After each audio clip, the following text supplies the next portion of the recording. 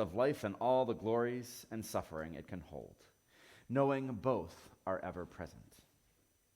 Here is where we ask, think, risk, discuss, ponder, and offer what might not be welcomed or even acceptable somewhere else.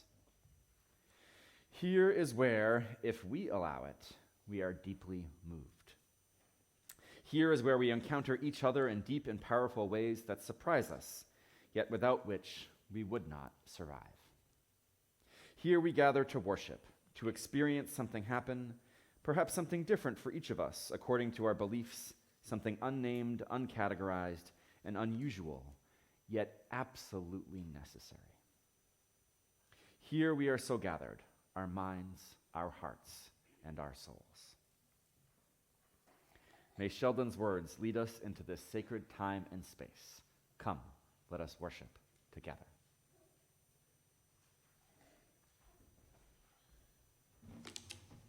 I now invite Cora McVeigh to light our chalice as I read "We Will Be Renewed" by Pat Uribe Lichty.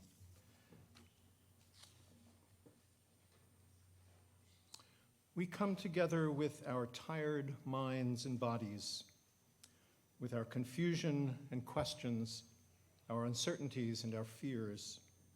We come together with our hopes, with our pasts and our ideas, our passions and our faith. We come together bringing all of who we are, trusting that in gathering we will be renewed, and that together we can create the world we long for.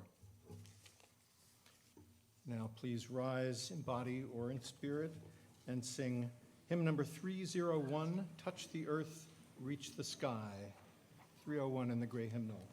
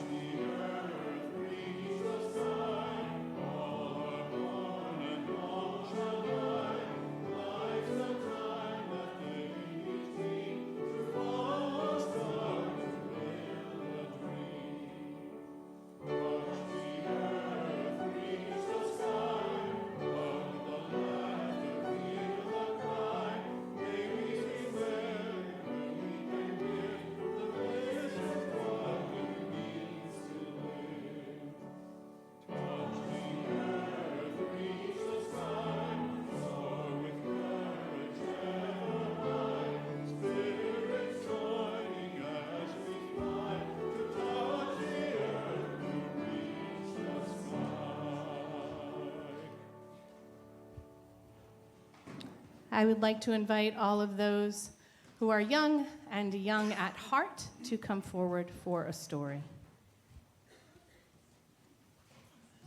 Good morning. How is everyone this morning? Do you remember last Sunday, if you were here last Sunday, we read a poem that asked a question. Does anybody remember the question that the poem asked? Not so much? Okay. What is it you plan to do with your one wild and precious life? That was the question in Mary Oliver's poem. So I'd say that's a pretty important question, wouldn't you? It's a good one, right? And I imagine that we'd all answer it in different ways. And each of us might answer it in ways that are different depending on the different times in our lives. So what you might think you want to do with your life now while you're younger might be very different from what you want to do and be when you get older, right? In fact, I want to let you in on a little secret. Grown-ups don't always know the answer to this question. it's true. And that isn't because grown-ups can't decide. And for kids, it isn't because kids don't know anything about the world, because I know that you all know plenty about the world. The reason why we might all be a little unsure of the answer to that question is that our answers are almost always changing. Thanks to our Unitarian Universalist ancestors, we are able to understand that what's important isn't so much the answer or answers, but the questions. The questions we ask ourselves and one another about everything and everyone. Our faith teaches us to get very comfortable with the words, so far. Right? So far, this is how we understand the world to be. And so far, this is how we'd like to move through it as a group.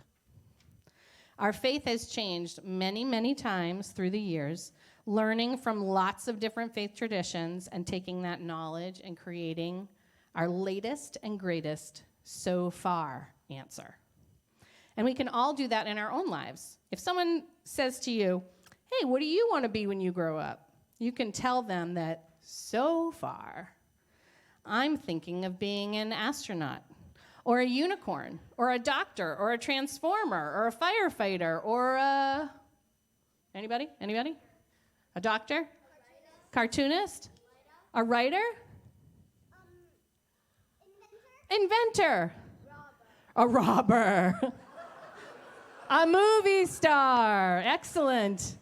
Excellent answers, all of them, and I bet you they will all change at some point and maybe more than once. So understanding that your answer might change is important to understanding what's really important, right? What's more important than any old answer is to keep asking the questions. Do you think you can do that? I invite the grown-ups to sing the children to religious education. The words are in your order of service.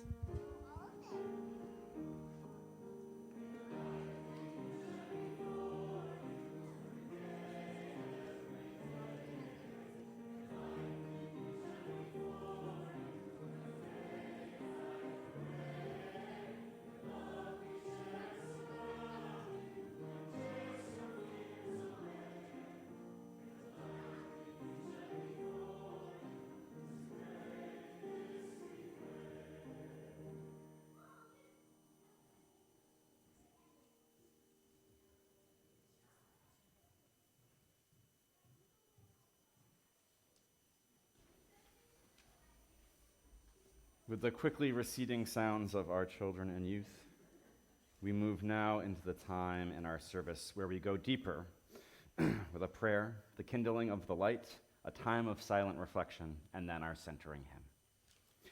After the prayer, we will light candles in recognition of the joys and sorrows in our hearts.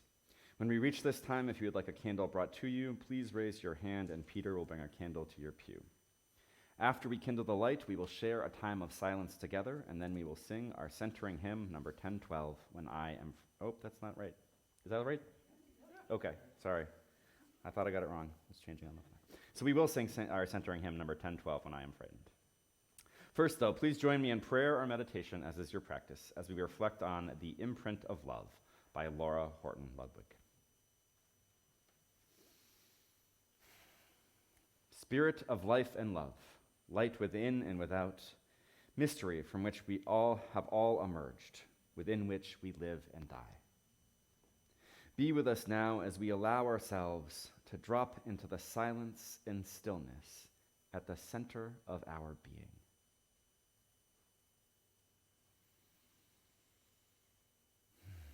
As people of faith, we seek to live in a spirit of love, a spirit of community, justice, and peace. And yet, in so many corners of the world, both far and near, we see divisiveness and hate.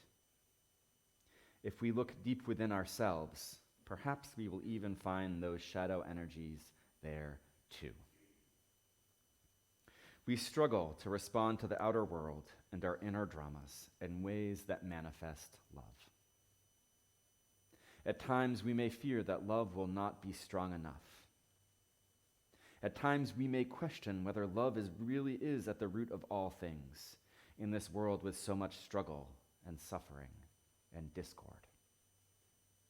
We may struggle to hold on to our faith in love, knowing that if all things come from the one source we proclaim, that source must somehow hold hate as well as love, violence as well as peace, evil as well as good.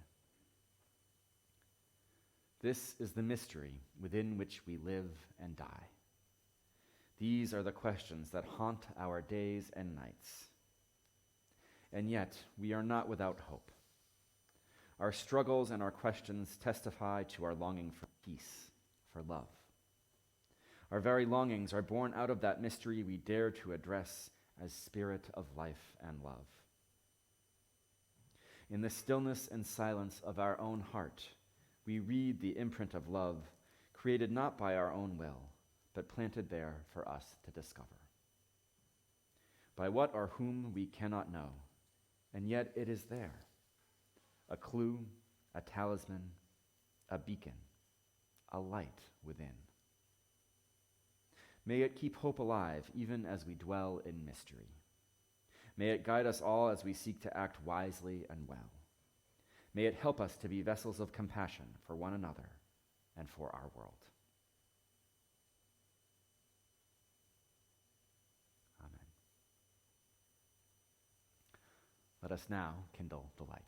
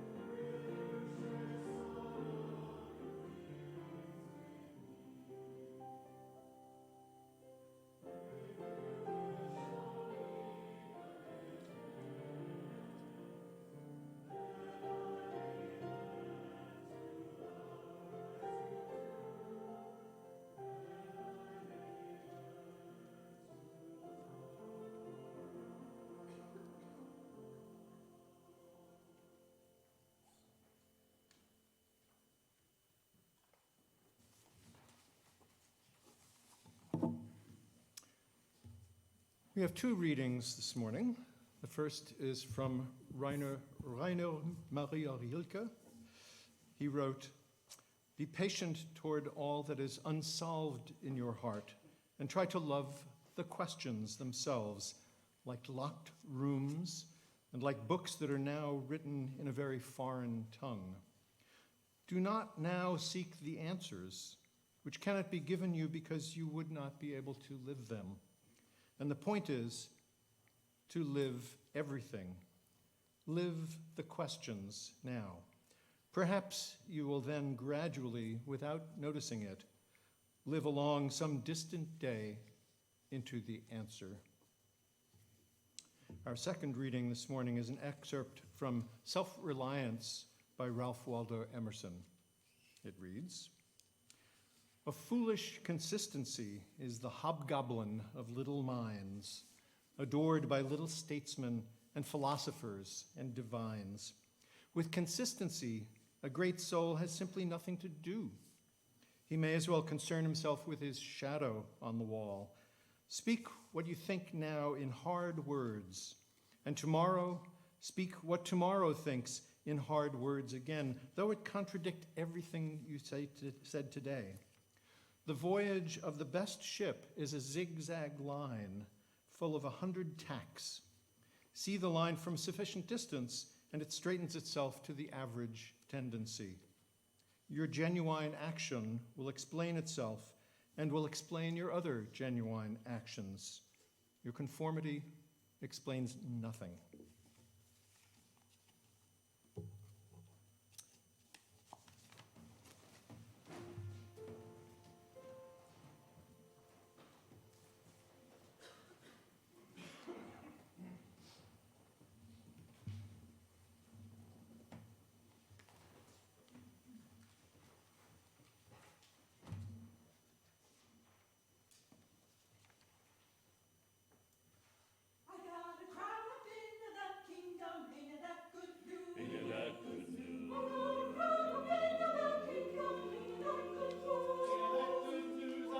Lay down this world, gonna shoulder up on my cross, gonna take it home to my Jesus, ain't it that good news, good news. I got a harp up in the kingdom, ain't it that good news, ain't it that good news. I got a harp up in the kingdom, ain't it that good news. I'm gonna lay down this world, gonna shoulder up, gonna take it home to my Jesus. Ain't it that good news, good news. I got a roll up into the kingdom, ain't it that good news. I got a roll up into the kingdom, ain't it that good news. I'm gonna lay down this shoulder up for my shoulder up, gonna take it home to my Jesus.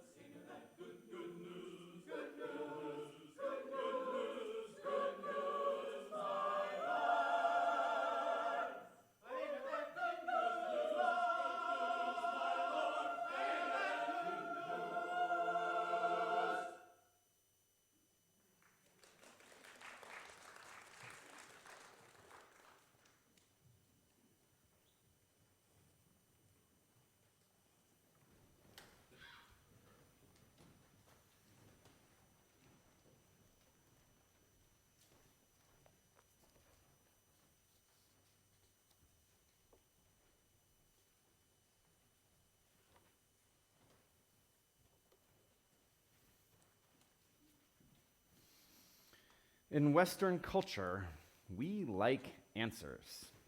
We like reason and rationality. We like scientific theorems and mathematical proofs.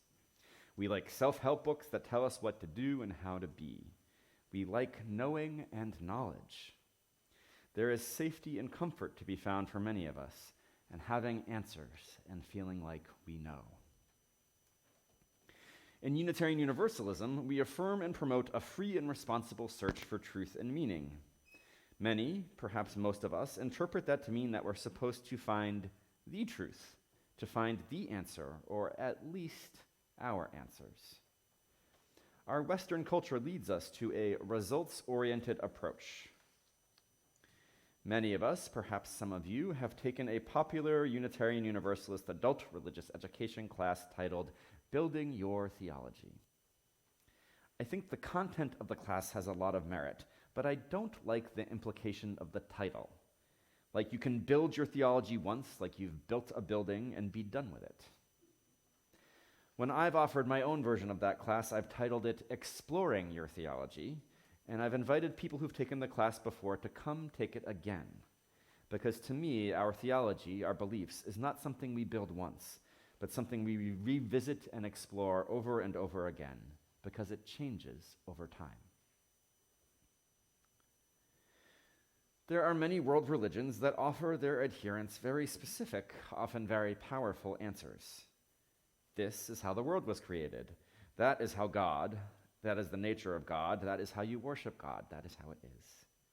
This is the way you should be in this world. This is the only way to be in this world.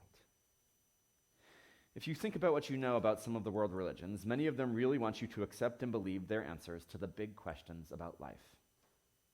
Now, to be clear, there is a lot of nuance in most of the world religions, and many different sects and much variation.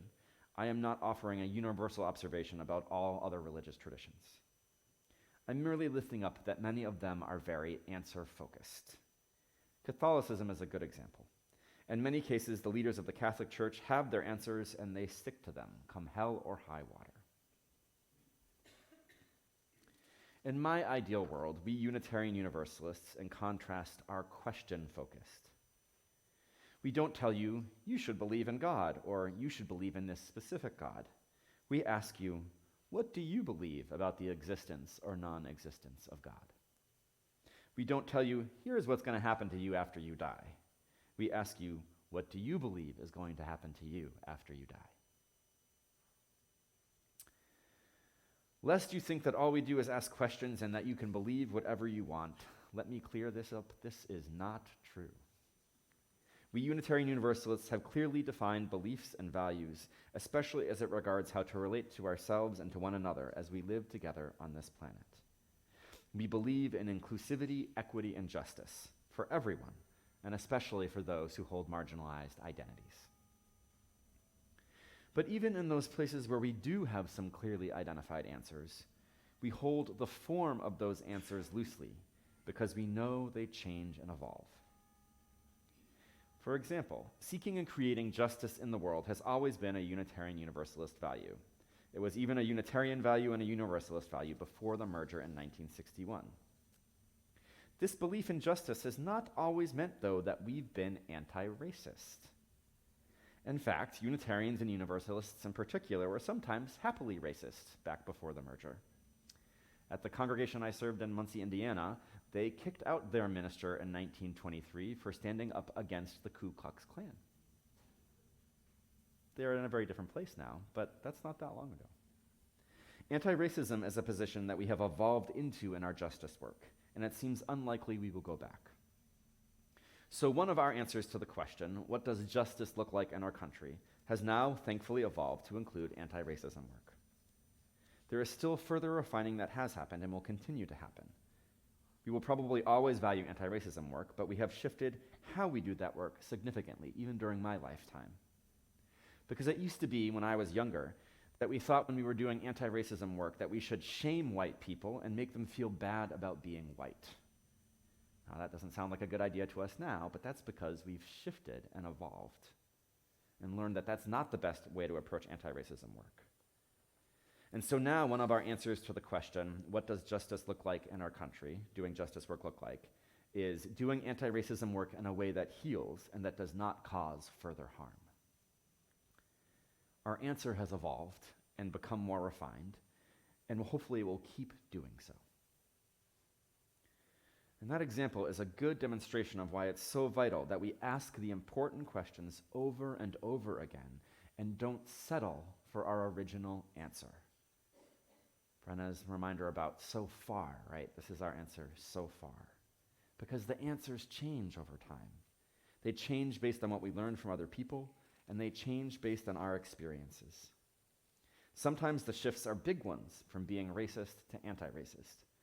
And sometimes the shifts are smaller, like refining how we do our anti-racism work. Changes happen, though, when we are open to them. Now, our valuing of questions has deep historical roots. Indeed, the very name Unitarianism came about because our Christian forebears questioned the concept of the Trinity in their Christian faith, questioning the construction of the Father, the Son, and the Holy Spirit. And this has been true throughout both the separate histories of Unitarianism and Universalism, and then after we merged, becoming Unitarian Universalists. When I was in seminary, I had to do a research paper, and I chose to look at Unitarian tracts over the past 200 years. Those are basically pamphlets. They didn't call them pamphlets back then. And it was fascinating to observe as I read through the archives of Unitarian tracts and pamphlets how we evolved. We were very much Christian, and when the Unitarians were Unitarians 200 years ago, and you could see over time in the pamphlets and the literature how we questioned more and more and became more and more open to different ideas being part of our faith tradition. So I'll share another example of why this is important, a personal one. In leading, becoming as a young adult, as a kid, being raised Unitarian Universalist, living into this tradition.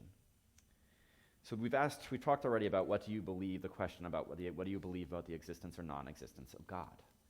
For me, a born and raised UU, right, UU is Unitarian Universalist, my answer to that question has evolved over time. When I was a kid, I was heavily influenced by my humanist and atheist father, and considered myself mostly an atheist with maybe just a touch of agnosticism mixed in. I would say, I don't really believe in God, but when I see a beautiful sunset or see a beautiful mountaintop view, sometimes I wonder. As I grew more into being my own human being, I moved more firmly into agnosticism. I decided I really didn't know whether or not there was a God. I wasn't sure. Then in college, after falling in love with the sacred text of Taoism, the Tao Te Ching, my beliefs continued their evolution, and I moved into the beginnings of theism. I decided I believed that just like the Tao was in all things, that there was something, an energy of some sort that was in all beings, and perhaps in all things, and that I was okay calling that energy God, for lack of a better word. It wasn't until I was in seminary, about 10 years later, that I started to think that that energy permeated the universe, and that I was going to call it, and I understood it to be love. Love energy, everywhere in the universe, running through everything. And so that became, and still is, the God that I believe in. Love with a capital L, an energy or connective thread of some sort that runs through all. The important thing for me, raised Unitarian Universalist and choosing to continue to live as a UU as an adult, was that my faith encouraged me to keep questioning and to keep wondering until I landed on the answer that was right and true for me. Now, people don't need to be UU to have their beliefs change and evolve. It happens to many of us over time. We also aren't the only faith tradition that supports the idea that faith and beliefs change. Our good friends at the United Church of Christ, as but one example, often use the tagline, "Revelation isn't sealed," indicating that God is still being revealed to them and to us in the world, and that their understanding is evolving. What makes Unitarian Universalists unique, in my estimation, is how much we UUs center this idea that our understanding, our beliefs, and our truths keep changing and evolving. Another way to say that is, I hope that we hold our questions tightly and our answers loosely. By that, I don't mean that we shouldn't have answers, because of course we have answers. We have our current answers, and they are really important. We can and should and need to fight for those. We should fight for justice, and we should fight against inequality with everything that we have. And while we're doing that, we should also hold those answers loosely at the same time, as they are likely to be imperfect answers that need refining. I'm really glad that we were fighting hard against racism as a faith tradition 30 years ago. And I'm equally glad that we continued to work hard to figure out better ways to do that, and that our work of anti-racism work has continued to evolve. There is also a balance to be struck, of course, because you can't question everything all the time, or we'd get bogged down and never get anything done.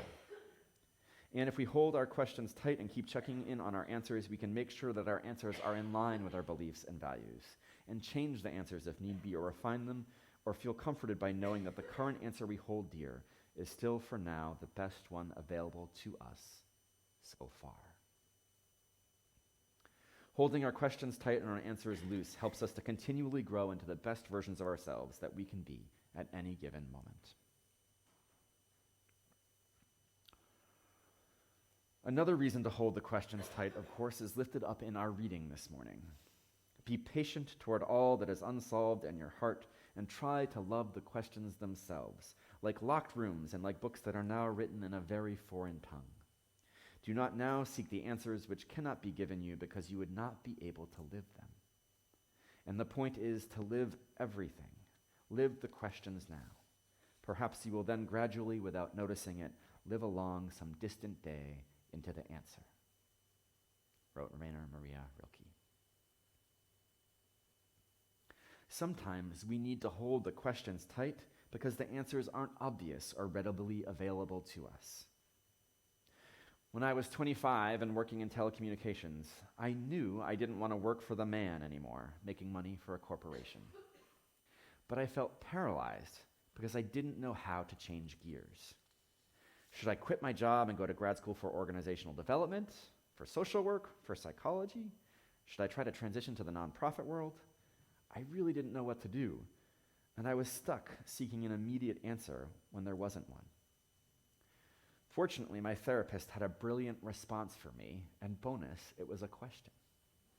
She said, "Why is it that you feel like you need to move forward by making a massive change in your life?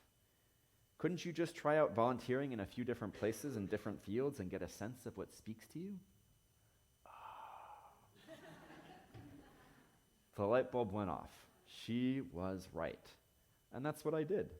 Instead of being paralyzed in indecision because I couldn't decide on an answer that I didn't know enough to find in the moment, I lived into the answer. I volunteered at a bunch of places, including at the First Unitarian Church of Philadelphia. And well, you now know how that story ends.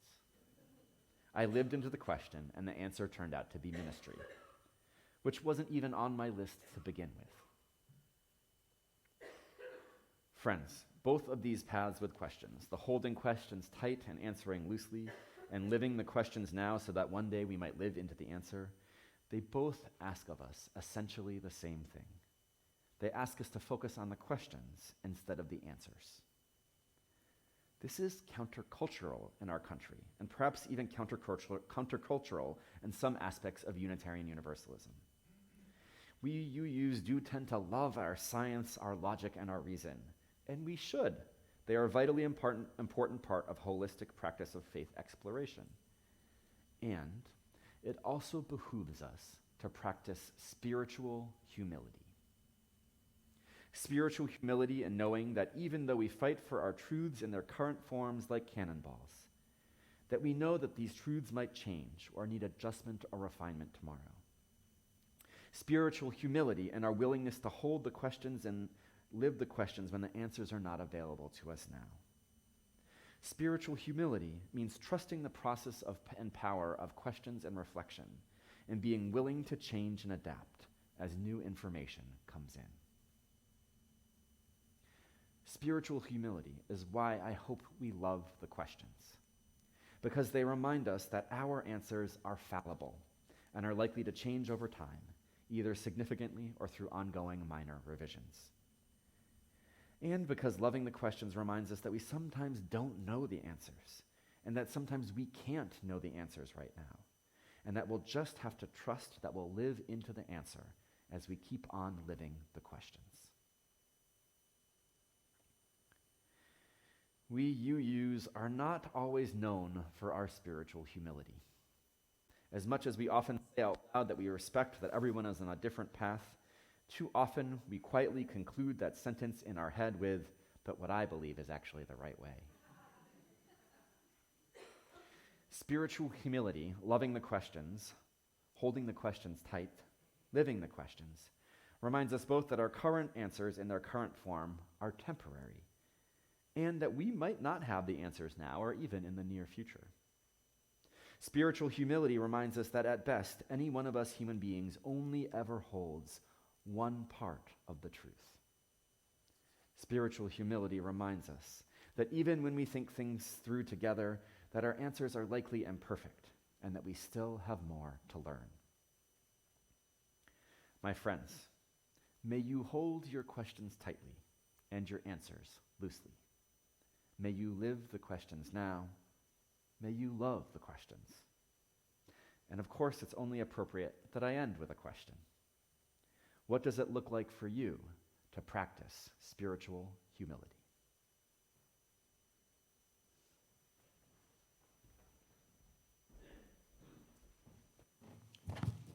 As we come to the offertory part of our service, I'd like to invite Deb Walsh to come and tell us a little bit about our Share the Plate recipient.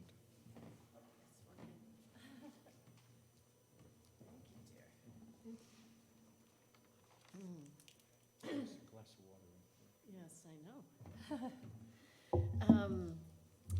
Welcome. I'm Deb Walsh, and I'm here to say a few words about Volunteer Ventures and MA and our soup jar event that we held last year and that is going to happen again this year on March 2nd. Enjoy the photos. It was lots of fun.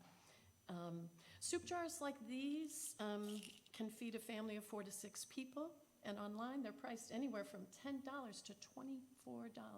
That's a lot. These soup jars, right in my hands, however, cost just $5 to make through a project coordinated by Volunteer Ventures, an organization that specializes in service projects to benefit our communities. From making soup jars to building homework desks for children in low-income families who were at home studying during COVID and had nowhere to kind of put their own books, their own things, to sponsoring service trips for teens and their parents to New Orleans, and building picnic tables creatively designed to accommodate people using wheelchairs or walkers, VVMA is committed to service and justice. Last year, here at Winchester Unitarian Society, an intergenerational group of over 50 of our children, teens, parents, and elders worked together with VVMA to fill 200 soup jars, which were then donated to our Woburn Council for Social Concern and ENCA food pantries. They were thrilled to get the donations. If you were, or members of your family participated, raise your hand. Yeah, there are a number of people here. The generous gift of our time, energy, and money with the help of VVMA enabled us to help address food insecurity in our local communities. Today, 1/2 of your generous donations, not otherwise designated, will go to Volunteer Ventures MA to help fund our second intergenerational soup jar event on March 2nd. Let's once again fill 200 jars, or maybe even more, at $5 a piece and help feed the hungry. How many soup jars can you help fund and or help fill together down in Metcalf Hall this year?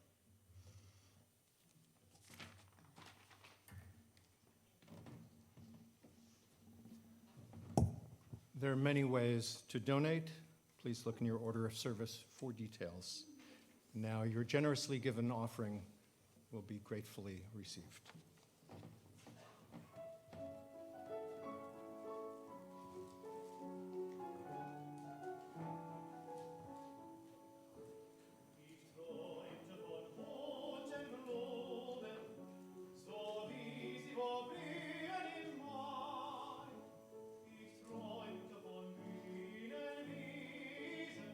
Von lustigen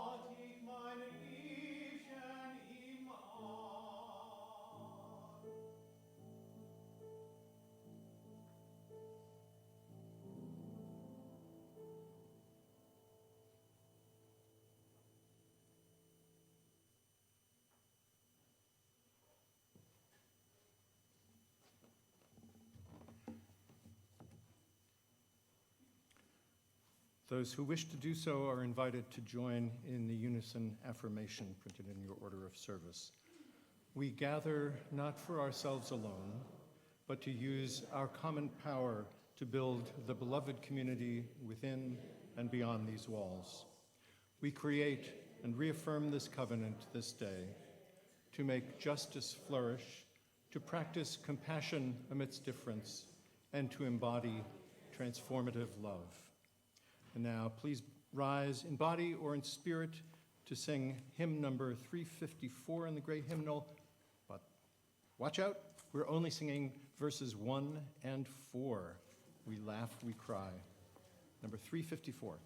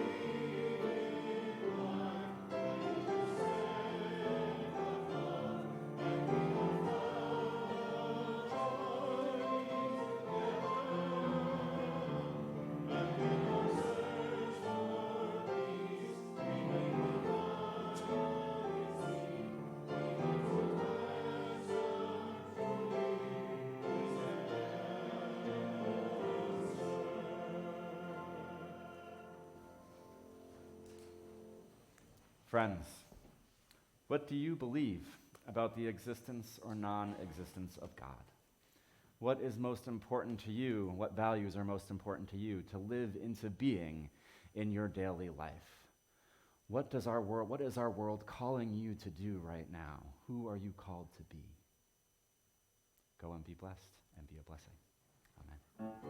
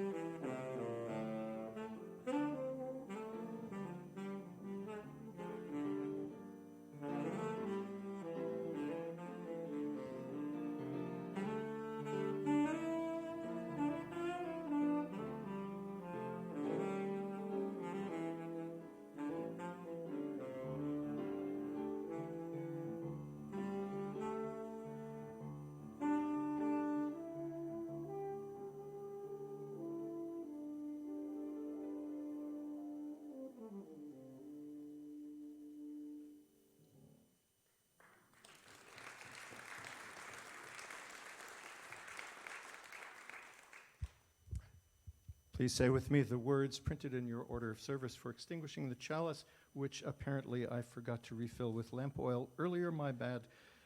We extinguish this flame, but not the light of truth, the warmth of community, or the fire of commitment. These we carry in our hearts until we are together again. Today's service is ended, but our life of service continues. Let's continue the conversation back in the Sims room.